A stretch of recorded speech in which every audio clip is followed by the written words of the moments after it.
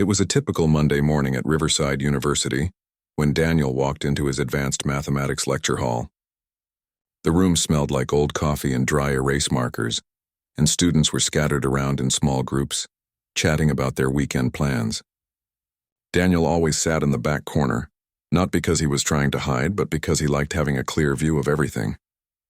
He was a third-year student, the kind who never raised his hand in class but always did well on exams. Professor Winters was already at the board when Daniel settled into his seat. She was the head of the mathematics department, a woman in her 50s with graying hair pulled back in a tight bun and glasses that constantly slipped down her nose. Everyone respected her, and honestly, most students were a little afraid of her too. She had this way of looking at you that made you feel like she could see right through any excuse you might offer. The lecture started normally enough. Professor Winters went through some problem sets from the previous week, correcting common mistakes and explaining concepts that students had struggled with.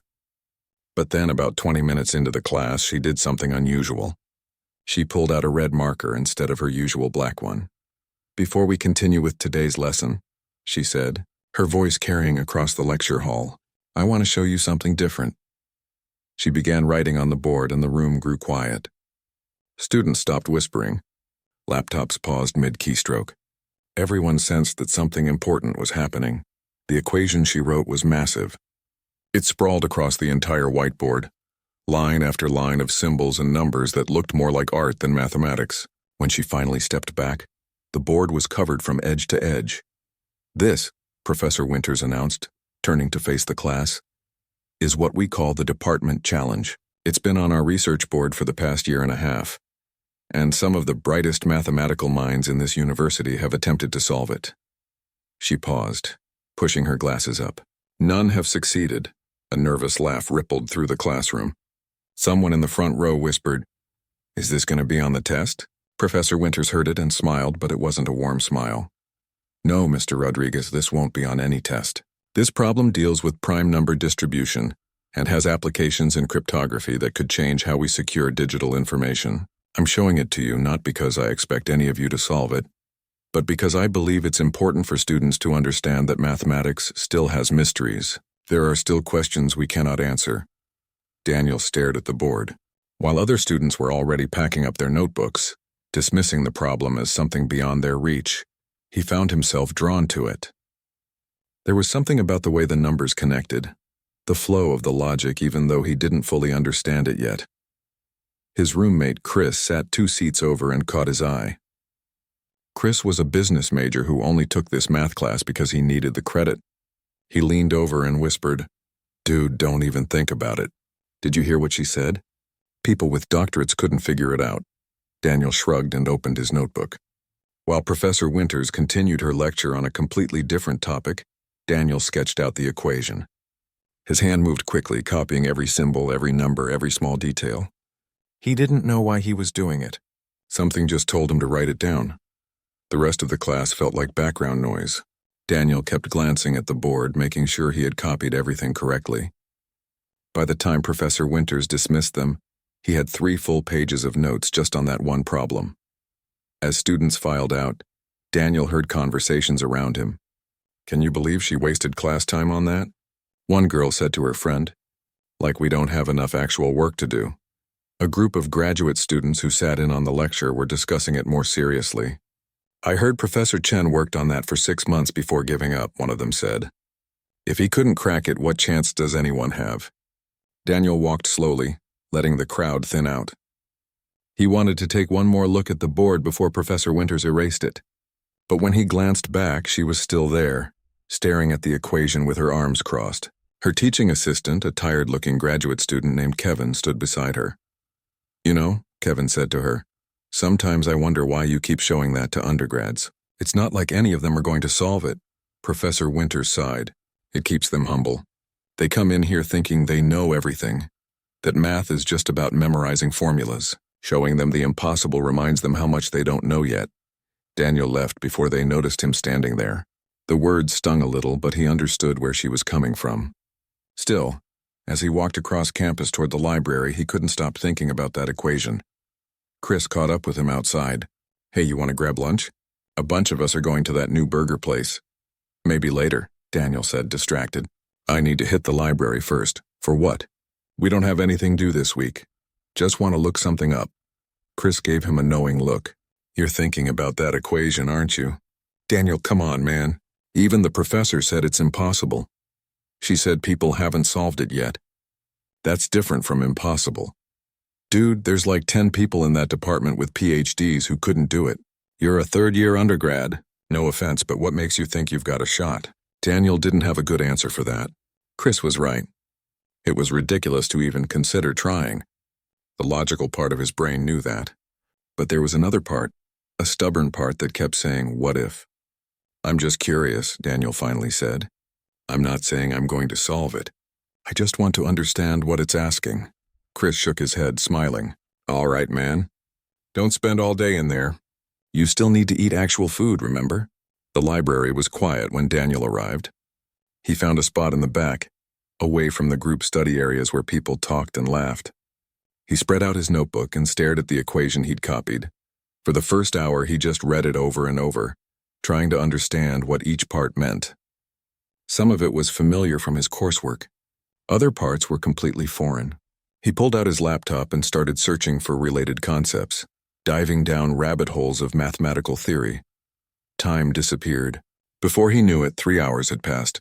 His phone buzzed with messages from Chris asking where he was, but Daniel barely noticed. He was too focused on a small detail in the equation, a connection he thought he saw between two seemingly unrelated parts. It was probably nothing. He was probably seeing patterns that weren't really there. But what if he wasn't? As the library lights flickered, signaling closing time, Daniel gathered his things. The equation was still unsolved, still mysterious, still impossible by all reasonable standards. But walking out into the cool evening air, Daniel felt something he hadn't felt in a long time about his studies. He felt excited. He didn't know it then, but that Monday afternoon in Professor Winter's class had changed everything. The impossible problem that was meant to humble students had instead ignited something different, and over the next few months that small spark of curiosity would grow into an obsession that would shock everyone who knew him.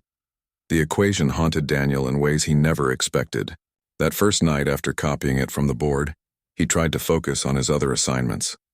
He had a paper due for his history class and a lab report that needed finishing, but every time he sat down to work on them, his mind drifted back to those lines of symbols and numbers.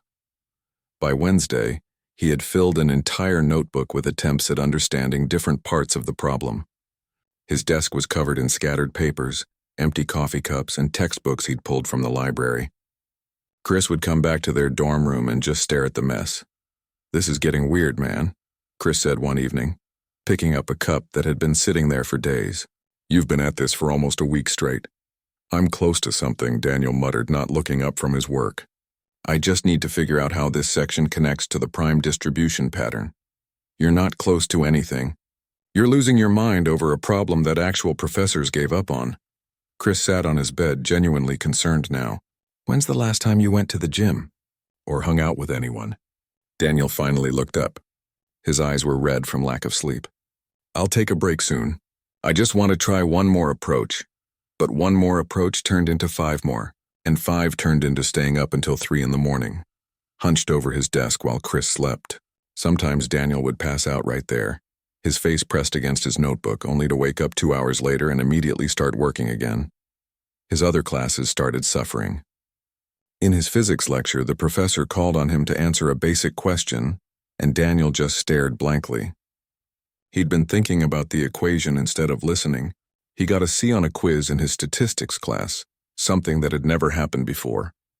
His academic advisor, Professor Liu, noticed the change. She pulled him aside after class one day. Daniel, is everything all right? Your professors are telling me you seem distracted lately. I'm fine, he said quickly. Just working on something. Working on what? If you're struggling with coursework, we can arrange tutoring. No, it's not that. He hesitated. It's a research problem I'm looking into. Professor Liu raised an eyebrow. Research? Are you working with a faculty member on this? Not exactly. It's something Professor Winters showed us in class. A problem the department hasn't solved yet. The change in Professor Liu's expression was immediate. Her concern shifted to something else. Pity, maybe. Or frustration. Daniel, you're talking about the department challenge, aren't you? He nodded. She sighed deeply. Listen to me carefully. That problem isn't meant for undergraduate students.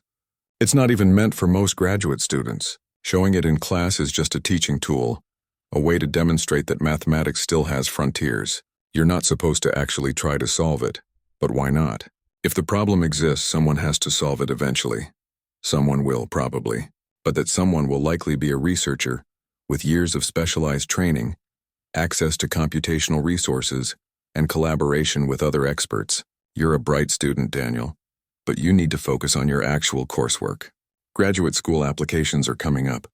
You can't afford to let your grades slip because you're chasing something that's frankly beyond your level right now. Her words made sense. Daniel knew they made sense. But walking out of her office, he felt angry rather than discouraged. Everyone kept telling him what he couldn't do, what he wasn't qualified for, what was beyond his reach. Nobody was willing to consider that maybe, just maybe, he might see something others had missed. That anger fueled him for another week. He started skipping social events entirely. His girlfriend Rachel had been patient at first, but that patience was wearing thin. They'd been dating for almost a year, and suddenly he was too busy to see her more than once a week. You're choosing an equation over us, she said, during what would be their last conversation as a couple. They were sitting in the campus coffee shop, and Daniel had his notebook out, scribbling notes even as she tried to talk to him. That's not fair, he said, still not making eye contact. I'm not choosing anything. I just need to focus right now. On what? On something that doesn't even matter? Daniel, look at me. When he finally did, her eyes were wet. You've changed. You don't eat properly. You barely sleep. You're failing to show up for the people who care about you. And for what? For some problem that you'll never solve anyway? You don't know that. Yes, I do. Everyone knows that except you. This isn't confidence, Daniel. This is obsession. And it's destroying you. They broke up that afternoon. Daniel told himself it didn't matter, that she just didn't understand what he was trying to accomplish. But late that night, alone in his dorm while Chris was out, he did feel the weight of it. He looked at his phone, at the photos of them together, at the messages they'd exchanged. For a moment he questioned everything. Then he looked at his notebook, at the progress he'd made, at the connections he'd found that he'd never seen mentioned in any of the research papers he'd read. Maybe Rachel was right. Maybe he was obsessed. But what if that obsession led somewhere? He put his phone away and went back to work. The breakthrough came on a Thursday night, 3 weeks after he'd first seen the equation. Daniel had been exploring older mathematics papers, digging through the library's archive of journals from the 70s and 80s. Most students never bothered with these older sources. They stuck to recent publications and online databases.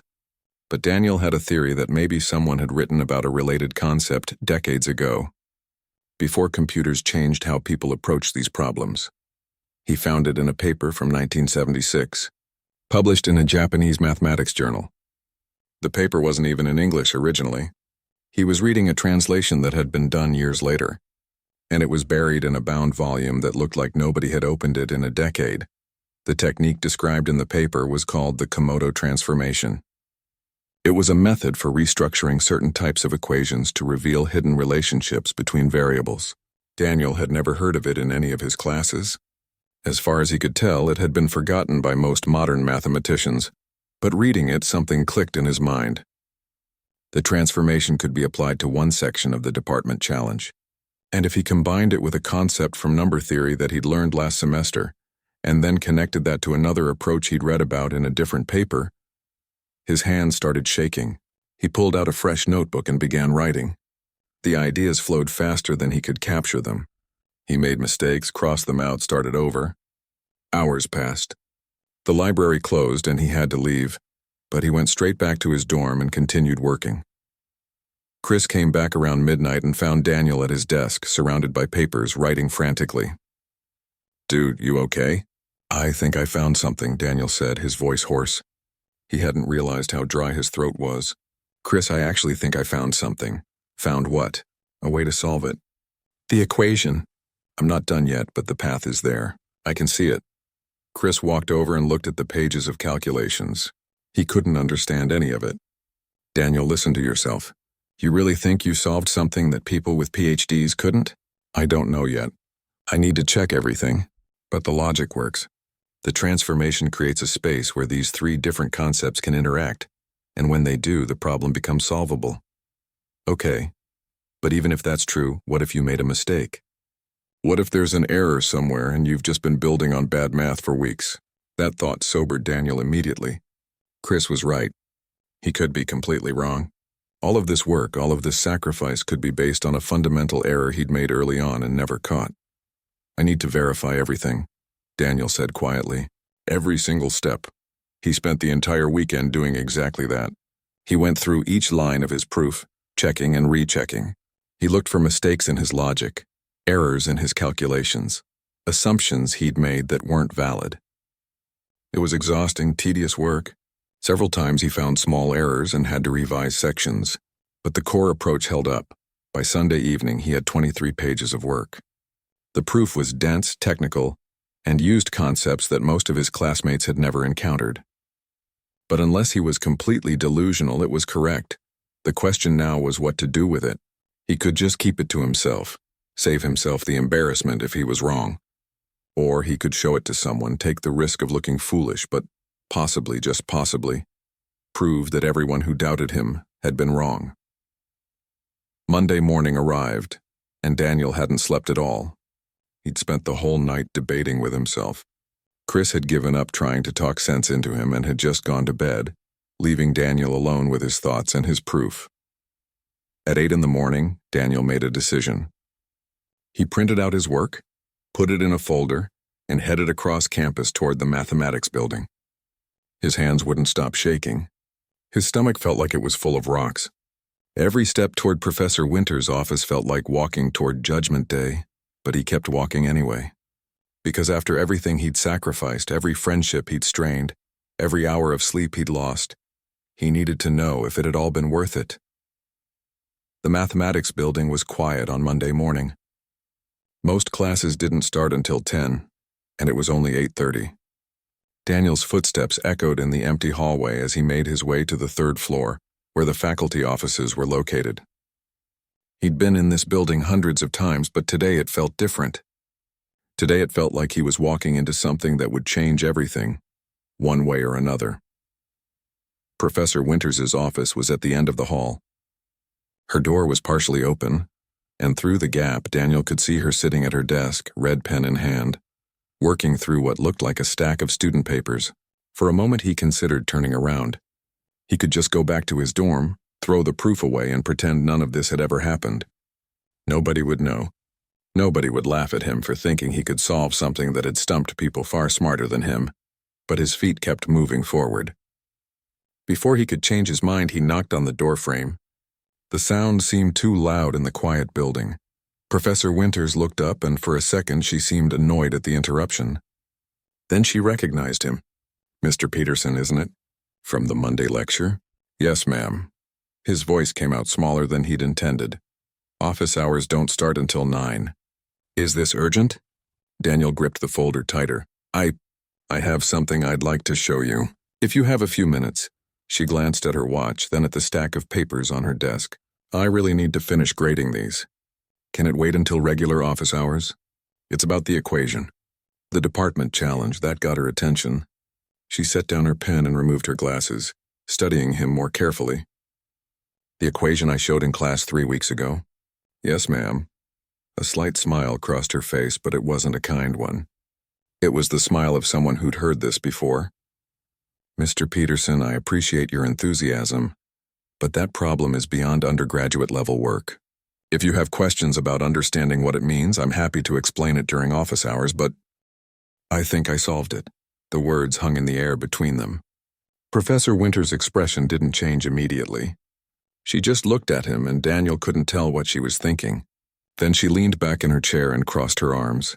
"You think you solved it," she repeated, her tone flat. "Yes, ma'am. The problem that our department has been working on for a year and a half. The problem that 3 professors with PhDs in number theory couldn't crack. You, a 3rd-year undergraduate, believe you've solved it." Hearing it said out loud like that made it sound absurd. Daniel's confidence wavered. I know how it sounds. Do you? Because from where I'm sitting, It sounds like a student who doesn't understand the complexity of what he's attempting. This isn't a homework problem, Mr. Peterson. This is cutting-edge research. I know that. I've spent the past 3 weeks on nothing but this. I've read over 40 papers, looked through decades of research, and I found an approach using the Komodo transformation combined with... The what? Professor Winters interrupted, sitting forward suddenly. The Komodo transformation. It's from a 1976 paper in the Journal of Advanced Mathematics. The original was in Japanese, but there's a translation in the library archives. It's a method for restructuring equations to reveal... I know what it is, she cut him off again. But her tone had changed. The dismissiveness was gone, replaced by something else. Curiosity, maybe. Or concern. Where did you learn about that technique? We don't teach it in any undergraduate courses. The library. I've been researching every related concept I could find. The Komodo transformation kept coming up in footnotes of older papers, so I tracked down the original source. Professor Winters was silent for a long moment. Then she held out her hand. Let me see what you have. Daniel stepped forward and handed her the folder. His hands were shaking so badly that he almost dropped it. She opened it and began reading the first page. Daniel stood there, not sure if he should sit, leave, or just keep standing awkwardly by her desk. 30 seconds passed. Then a minute. Professor Winters flipped to the second page, then the third. She picked up a pencil and started making small marks on the margins. Daniel's heart sank. She was finding errors. Of course she was. He'd been stupid to think he could actually solve this. But she kept reading. 5 minutes passed, then 10. She flipped back to the first page, rereading something. Then forward to page 7. Her pencil moved across the paper, not crossing things out, but following his logic, checking his work. The silence was unbearable. Daniel shifted his weight from one foot to the other. He noticed a clock on the wall. It was almost 9 now. Other students would be arriving for office hours soon. The thought of someone walking in and seeing him standing there while Professor Winters destroyed his proof made him feel sick. 15 minutes had passed when she finally looked up at him. Her face was pale, and her expression was unreadable. Where did you learn the connection between Komodo's method and the Riemann hypothesis derivative work? She asked. I didn't learn it anywhere. I saw the connection myself. Komodo's transformation creates a space where the derivative approach becomes applicable. And when you combine them with the modular arithmetic properties from Dr. Singh's 2019 paper, the equation becomes solvable. Professor Winters stared at him like she was seeing him for the first time. Sit down, Mr. Peterson. He sat, his legs grateful for the support. She turned back to his proof, reading more carefully now. She pulled out her laptop and started typing, apparently checking some of his references. More minutes passed. Daniel watched her face, trying to read any sign of what she was thinking. This section here, she said, pointing to page 12. You're claiming that the transformation maintains consistency across prime gaps larger than 10,000. How did you verify that? I wrote a program to test it. I ran it on every prime gap up to 1,000,000. The consistency holds. You wrote a program. Yes, ma'am. I'm not a computer science major, but I learned enough Python to handle the calculations. The code's at the end of the proof if you want to check it. She flipped to the final pages where he'd included his code. This is actually quite elegant, she muttered almost to herself. Then she looked back at him. Mr. Peterson, stay here. Don't go anywhere. She stood abruptly and walked out of her office, taking his proof with her. Daniel sat frozen in the chair, not sure what was happening. He could hear her footsteps going down the hall, then the sound of a door opening and closing. 5 minutes later, she came back, but she wasn't alone. Professor Chen followed her into the office. Daniel recognized him from campus. He was one of the senior faculty members, known for being brilliant and intimidating in equal measure. This is the student? Professor Chen asked, looking at Daniel with barely concealed skepticism. This is him, Daniel Peterson, 3rd year. Professor Chen took the proof from her and started reading. His expression was harder to read than Professor Winters, but Daniel saw his eyebrows raise slightly when he got to the section about the Komodo transformation. Where's Dr. Petrov? Professor Winters asked. He needs to see this, probably in his office. You really think this is worth pulling him into? Professor Chen asked, still reading. Read page 17 and tell me if you think it's worth it. Professor Chen flipped ahead, read for a moment, then looked up at Professor Winters with an expression Daniel couldn't interpret. You're serious? I need Dr. Petrov to verify the number theory sections. And Dr. Patel should look at the prime distribution claims. Can you get them? Right now? We're supposed to start classes in 20 minutes. Right now. Cancel your class if you have to. This can't wait. Professor Chen looked at Daniel again, really looked at him this time. If this is real, he said slowly, this is going to cause quite a stir. I know. You understand what you're suggesting? That an undergraduate found a solution that multiple PhDs missed? I understand exactly what I'm suggesting. That's why I need everyone to verify it before we say anything definite. But Professor Chen, look at the work. Really look at it. He nodded and left the office, still carrying the proof. Professor Winters turned back to Daniel, who felt like he might pass out from the tension. Mr. Peterson, I'm going to ask you something, and I need you to be completely honest with me. Did you have help with this? Did anyone else contribute to this work? No, ma'am. It's all mine. I can show you my notebooks, my library checkout history, everything. And you're aware that if this proof is valid, it will be published with your name on it? This isn't coursework that stays between student and teacher. This becomes public. I understand. Do you also understand that if there's a fundamental flaw we're missing, you'll have wasted the time of some very important people? The embarrassment wouldn't just be yours. Daniel swallowed hard.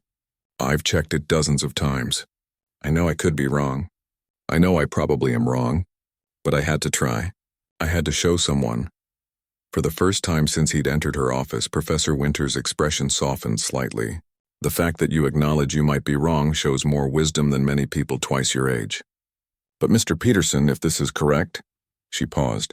If this is correct, you've just done something remarkable. Within 10 minutes, Professor Winters' small office was crowded. Dr. Petrov had arrived, a stern-looking man in his 60s who barely acknowledged Daniel's presence.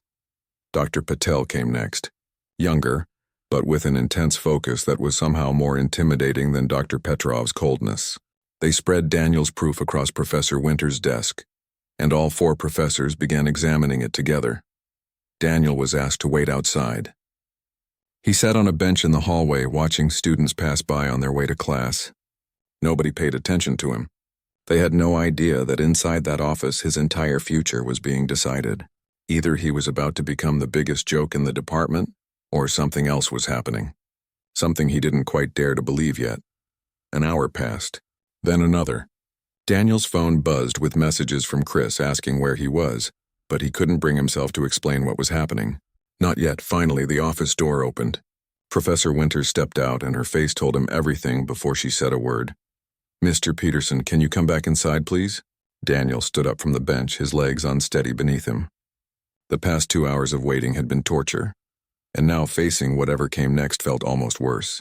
He followed Professor Winters back into her office, where the other 3 professors were still gathered around the desk. His proof was spread across the surface, covered in notes and markings in different colored pens. Dr. Petrov was the first to speak. His accent was thick, his tone clipped. Sit down, young man. Daniel sat, feeling like he was facing a jury. The 4 professors exchanged glances, some kind of silent communication passing between them. Finally, Professor Chen leaned forward, his hands folded on the desk. We need to go through this more thoroughly, he said. What you've presented here is significant. But before we can make any definitive statements, we need to verify every single step of your logic. Every calculation, every assumption. Does that mean... Daniel's voice cracked. He cleared his throat and tried again. Does that mean you think it might be correct? It means, Dr. Patel interjected, her voice sharp, that we haven't found an obvious error yet. That's very different from confirming correctness. We've seen promising approaches before that fell apart under scrutiny. How long did you say you've been working on this? Dr. Petrov asked. 3 weeks, maybe a little more. 3 weeks. Dr. Petrov's expression was unreadable. We have been working on this problem collectively for 18 months. You understand why we might be skeptical? I do, sir. I know it sounds impossible. Not impossible, Professor Winters corrected. Just improbable. But mathematics doesn't care about probability. It cares about proof. She looked at the other professors. We need the conference room, and we need to cancel our classes for the day. You want to do a full verification now? Dr. Patel asked. That could take hours. It could. But if there's even a chance this is legitimate, it takes priority over everything else. They gathered Daniel's pages and moved as a group down the hall to the department's main conference room. It was a large space with a projector, whiteboards covering 3 walls, and a long table in the center. Daniel had walked past it dozens of times but never been inside. This was where the serious academic work happened, where faculty debated research and made decisions about the department's direction. Professor Winters connected her laptop to the projector, and Daniel's proof appeared on the screen, enlarged so everyone could see. Dr. Petrov took position at one of the whiteboards with a marker. Professor Chen sat at the table with Daniel's code pulled up on his own laptop. Dr. Patel stood by the screen, a laser pointer in hand. "Mr. Peterson," Professor Winters said, "you're going to walk us through this. Start from the beginning. Don't skip anything, even if it seems obvious. We need to understand your complete thought process." For the next hour, Daniel explained his approach. He started with why he'd looked into older research papers, how he'd found the Komodo transformation, and what made him think it could be applied to this particular problem. The professors interrupted constantly with questions. Some were simple clarifications. Others were challenges, testing whether he really understood what he'd written or had just stumbled onto something by accident. "Here, on page 8, Dr. Petrov said, pointing at the board where he'd recreated a section of Daniel's work. "You make a jump from this statement to this conclusion." "Explain the logic." Daniel walked to the board. "The transformation creates what I call a bridge space, where the properties from modular arithmetic can interact with prime distribution patterns. If you apply the Komodo method here," he wrote on the board, "the equation restructures into this form, and once it's in this form, you can see that Singh's derivative approach becomes applicable." "Show me," Dr. Petrov demanded. Daniel worked through the mathematics on the board, his nervousness gradually fading as he lost himself in the problem. This was what he'd been doing alone in his dorm room for weeks. Explaining it to others felt almost easier than working through it in isolation. When he finished, Dr. Petrov stared at the board for a long moment. Then he turned to the other professors. "The logic is sound. I see no error in this section." "The code," Professor Chen said from his laptop. "You wrote this yourself?" "Yes, sir.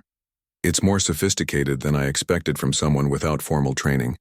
You've accounted for overflow errors, edge cases, computational limits. Where did you learn to code like this?" "Online tutorials mostly, and a lot of trial and error. I needed a way to verify the consistency across large prime gaps, and manual calculation wasn't practical." Professor Chen nodded slowly. "I'm running it now with a different data set. If your approach is valid, it should produce the same consistency pattern." He typed for a moment, then hit enter. They all watched the screen as lines of output began appearing. "It's going to take a few minutes to run the full test." While they waited, Dr. Patel took over, questioning Daniel about the sections dealing with prime distribution. Her questions were razor-sharp, probing for any weakness in his understanding. Several times she seemed to catch him in an inconsistency, only for Daniel to explain why what looked like an error was actually an intentional approach based on properties she hadn't immediately recognized. "You're telling me," she said, clearly frustrated, "that you independently discovered a relationship between these 3 concepts that nobody has published before?" "I don't know if nobody has published it.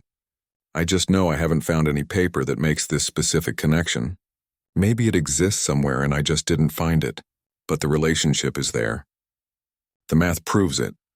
Dr. Patel looked like she wanted to argue, but she couldn't. The mathematics on the board didn't lie. She turned to Professor Winters. "The prime distribution sections are valid. I've checked them 3 times now." Professor Chen's laptop beeped. The code finished running. Everyone gathered around his screen. "The consistency holds across all tested values." "Peterson, your algorithm is correct." The room fell silent. Daniel watched the professors look at each other, having another one of those wordless conversations. The weight of what was happening started to settle on him. They weren't finding errors. They weren't dismissing his work. They were confirming it. "We need to go through the final sections," Professor Winters said quietly. "The conclusion and the proof of uniqueness." They spent another hour on those final pages. This was the part where Daniel had been least confident, where he'd worried most about making a logical leap that didn't quite hold. But as they worked through it together, even those sections stood up to scrutiny. It was almost 3 in the afternoon when Dr. Petrov finally set down his marker and turned to face the group. His expression was serious, almost grave. I have checked every line of the number theory. Professor Chen has verified the computational work. Dr. Patel has confirmed the prime distribution claims. Professor Winters has examined the overall logical structure. He paused. I can find no errors. Neither can I, Dr. Patel admitted, and she sounded almost angry about it. The work is sound, Professor Chen agreed. More than sound. It's brilliant. The way he's connected these three approaches, it's something we should have seen. But we didn't. Professor Winters looked at Daniel, and for the first time since this whole process began, she smiled. It was a real smile, warm and genuine. Mr. Peterson, in 32 years of teaching mathematics, I have never seen anything like this. What you've done here is remarkable. The words hit Daniel like a physical force. For weeks he'd been working in isolation, doubting himself, wondering if he was wasting his time on an impossible dream. And now these four professors, people whose knowledge and experience dwarfed his own, were telling him he'd succeeded. So it's correct? He asked, needing to hear it said plainly. The proof is actually correct? Yes, Dr. Petrov said. The proof is correct. You have solved the department challenge. Daniel felt his eyes sting with tears. He blinked them back, trying to maintain some composure, but his hands were shaking again. I can't believe it. I honestly can't believe it. Believe it, Professor Winters said, though I suspect you're going to have trouble believing what comes next as well. What comes next? Publication. This needs to be submitted to the Journal of Advanced Mathematics immediately. A proof like this, solving a problem that stumped researchers for this long, it's going to make waves in the mathematical community. But I'm just a student. Who's going to take me seriously? The mathematics will speak for itself, Professor Chen said. Your age and status don't matter. What matters is that the proof is valid and the approach is novel. We'll submit it with all four of us as co-authors who verified the work, which will help with credibility, but make no mistake. This is your achievement. Dr. Patel was looking at her phone. We need to inform the department chair. This is going to cause quite a situation. A situation? Daniel asked. She looked up at him and her expression was complex, a mixture of respect and something else. Discomfort, maybe. You've just done something that several people in this department, including some with doctoral degrees and years of research experience, couldn't do. That's going to be difficult for some people to accept. Dr. Patel is right, Professor Winters said. You need to understand, Daniel, this isn't just about solving an equation. You've upset certain assumptions about how mathematics research works, about who can make significant contributions. Some people are going to be inspired by this. Others are going to feel threatened or embarrassed. I wasn't trying to embarrass anyone. I just wanted to solve the problem.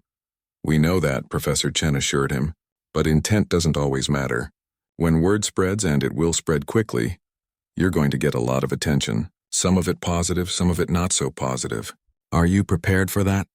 Daniel honestly hadn't thought that far ahead. He'd been so focused on solving the problem and proving he wasn't crazy that he hadn't considered what would happen if he actually succeeded. I don't know. I just wanted to understand the mathematics. That's probably the best attitude to have, Professor Winters said.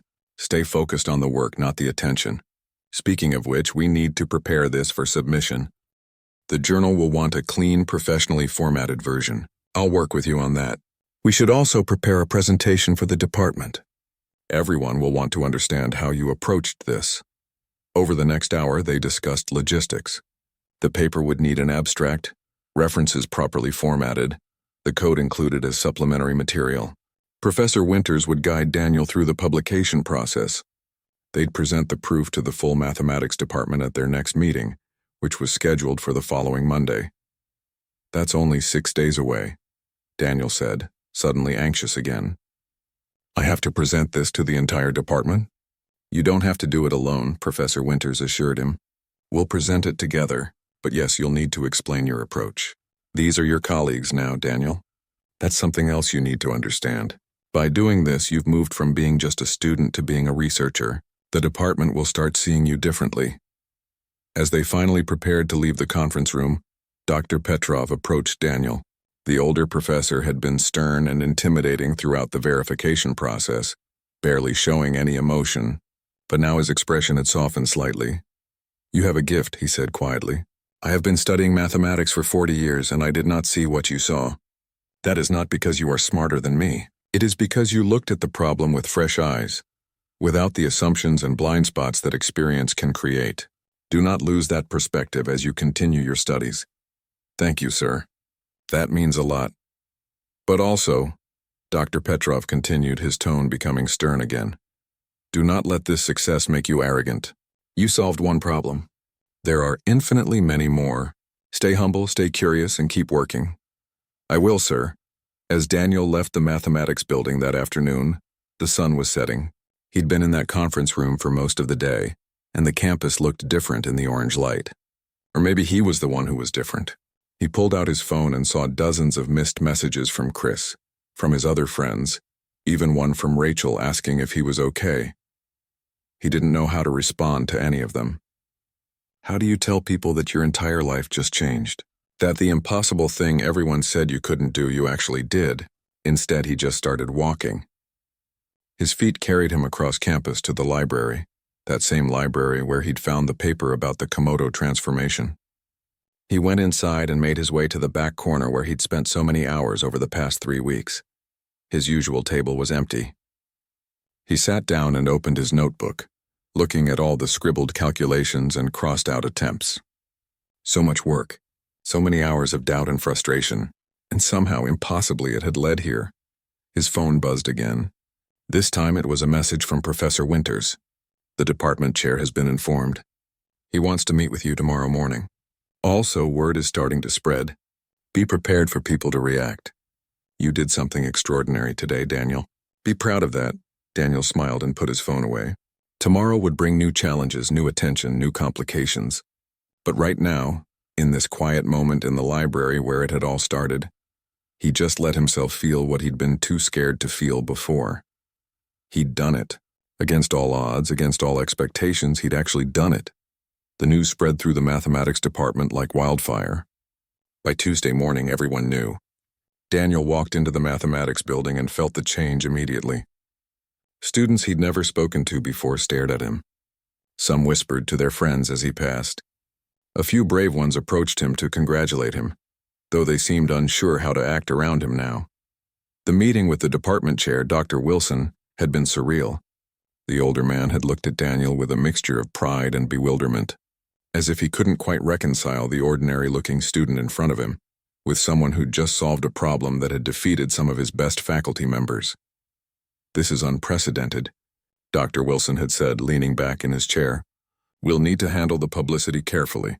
The university press office is already asking questions. They want to feature you in the alumni magazine, possibly do a press release.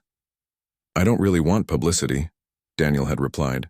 I just wanted to solve the problem. I understand, but you need to recognize what this means for the department, for the university. A breakthrough like this, it brings attention, prestige, funding. Whether you want publicity or not, it's coming. And he'd been right. By Wednesday, Daniel's email inbox was flooded. Messages from professors he'd never met, from graduate students at other universities, even from a few journalists who'd somehow gotten his contact information. Most were congratulatory, but some were strange, asking detailed questions about his methods or requesting interviews. The hardest part was navigating the reactions from people in the department itself. Some professors were genuinely excited and supportive. Professor Winters continued to mentor him through the publication process, meeting with him daily to refine the paper. Professor Chen invited him to sit in on a graduate seminar, treating him as a colleague rather than a student, but others were different. Dr. Harrison, who taught advanced calculus, barely acknowledged Daniel when they passed in the hallway. Daniel overheard him talking to another professor. It's one solution to one problem. Let's not act like the kids won a Nobel Prize. Some of the graduate students were even worse. They'd spent years working toward their degrees, grinding through coursework and research, and here was an undergraduate who'd accomplished something significant, seemingly overnight.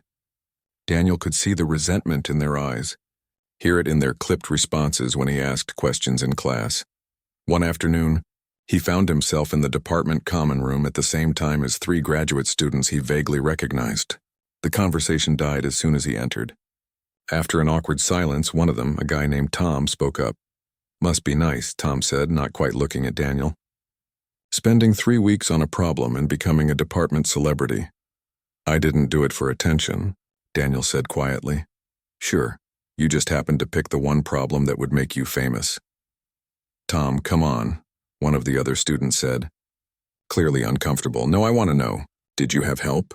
Because some of us have been working on related problems for years, and we're supposed to believe you just figured it out alone. Daniel felt anger rising in his chest. I didn't have help. I worked on it every day for 3 weeks straight. I barely slept. I lost my girlfriend. I nearly failed my other classes. So yeah, it was 3 weeks, but those were the longest, hardest 3 weeks of my life. Tom snorted. 3 weeks versus the 5 years I've put into my dissertation. Must be tough. Daniel left the common room before he said something he'd regret. He understood their frustration, he really did. But he couldn't apologize for solving the problem. He couldn't make himself smaller just to make other people comfortable. Chris had been his rock through all of this. His roommate didn't understand the mathematics, didn't care about academic politics, and treated Daniel exactly the same way he always had.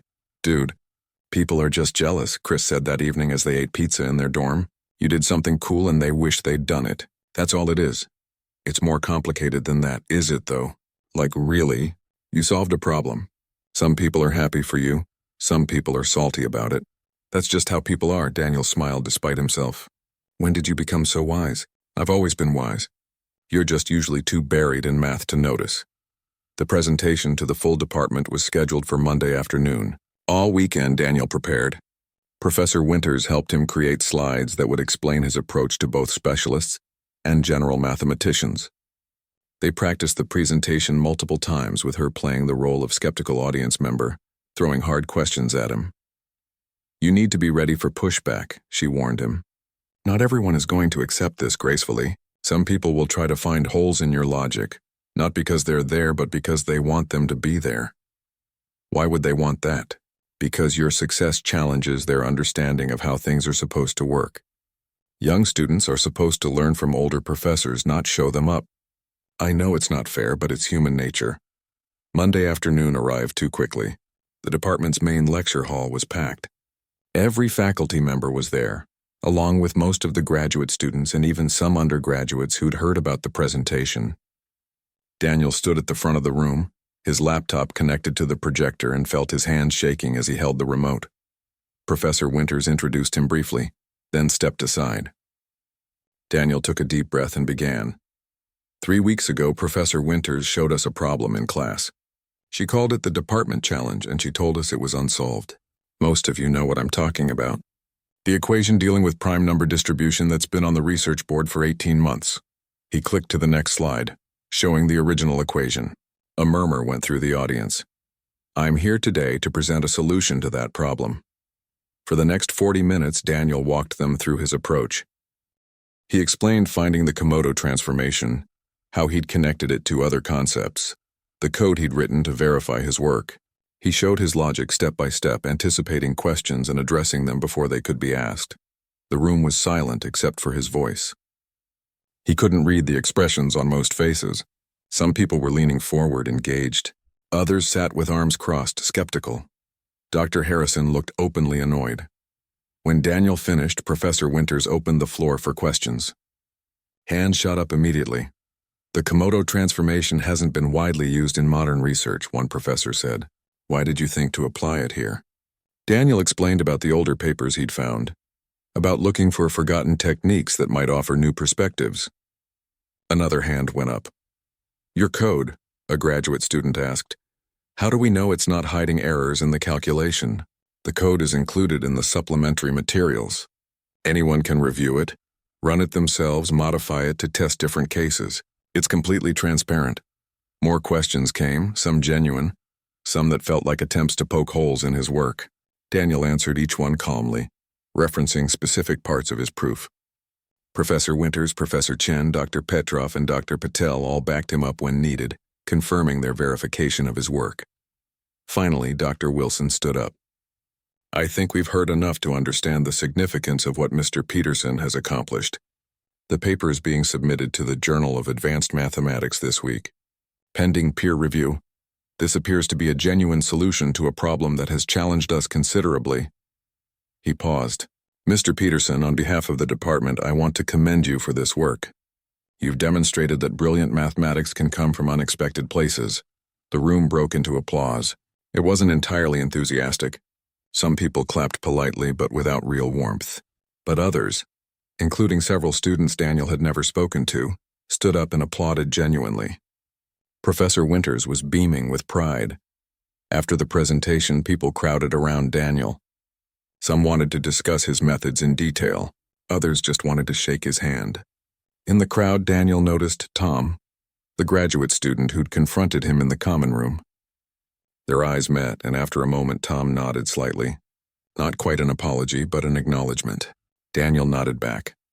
Over the following weeks, life started to settle into a new normal. The paper was accepted for publication with minimal revisions. Daniel received official offers from MIT and Princeton for their doctoral programs, both with full funding and research positions. The university featured him in their magazine, though he managed to keep the interview brief and focused on the mathematics rather than himself. Professor Winters had a long talk with him about his future. "You have options now that most students never get," she told him. "Graduate schools that would have been reaches are now competing for you. Research opportunities are going to come your way. But Daniel, I need you to understand something important." "What's that?" "You solved one problem. It was a significant problem, and you should be proud. But this was the beginning of your career, not the peak. The real work starts now. If you go to graduate school, you'll be surrounded by people who are just as talented as you, some more so. The question is whether you can stay hungry, stay curious, and keep pushing yourself even when the problems get harder, and the solutions don't come as quickly." "I understand. This doesn't change who I am or how I approach work." "Good. Because the moment you start believing your own hype, the moment you think you've figured everything out, that's when you stop growing." Daniel reconnected with some of the people he'd neglected during his 3 weeks of obsession. He apologized to Rachel for how things had ended, though they both knew they weren't getting back together. She'd moved on, and honestly, so had he. But it felt good to end things on better terms. His other friendships took work to repair. He'd been so consumed by the problem that he'd become a ghost to most of his friends. But Chris vouched for him, and gradually people forgave him for disappearing. They still didn't understand the mathematics, but they understood passion, and they respected what he'd accomplished. In his last meeting with Professor Winters before the semester ended, she told him something he'd never forget. "You know what I've learned from this whole experience?" she asked. "What's that?" "That I'd become too comfortable in my assumptions. I showed that equation to my classes as a lesson in humility, never seriously considering that a student might actually solve it. I'd already decided what was possible and what wasn't. You didn't have those same assumptions, and that's why you succeeded where we failed." I just looked at it with fresh eyes. "Exactly. And that's the lesson I'm going to carry forward. Never underestimate where the next breakthrough might come from." She smiled. "Thank you for that, Daniel. You didn't just solve a problem. You reminded me why I became a mathematician in the first place." On the last day of the semester, Daniel walked past the research board where Professor Winters had first written the department challenge. The equation was gone now, erased. In its place was a new problem, different but equally complex. Several students were standing in front of it, photographing it with their phones. He heard one of them say to her friend, "If that guy Daniel could solve the last one, maybe we've got a shot at this." Daniel smiled and kept walking. That was the real legacy of what he'd done. Not the paper, not the graduate school offers, not even the solution itself. It was the idea that impossible problems were only impossible until someone solved them. That students didn't have to wait for permission to attempt great things. That sometimes, the fresh perspective of someone who doesn't know all the reasons why something can't be done is exactly what's needed to do it. He didn't know what problems he'd work on next, what challenges graduate school would bring, or where his career would lead. But he knew one thing for certain. He'd never stop looking at problems with those fresh eyes, never stop asking what if, and never stop believing that the impossible was just a puzzle waiting for the right approach. Because in the end, that's all the department challenge had been. Not impossible, just unsolved. And sometimes that's the only difference that matters.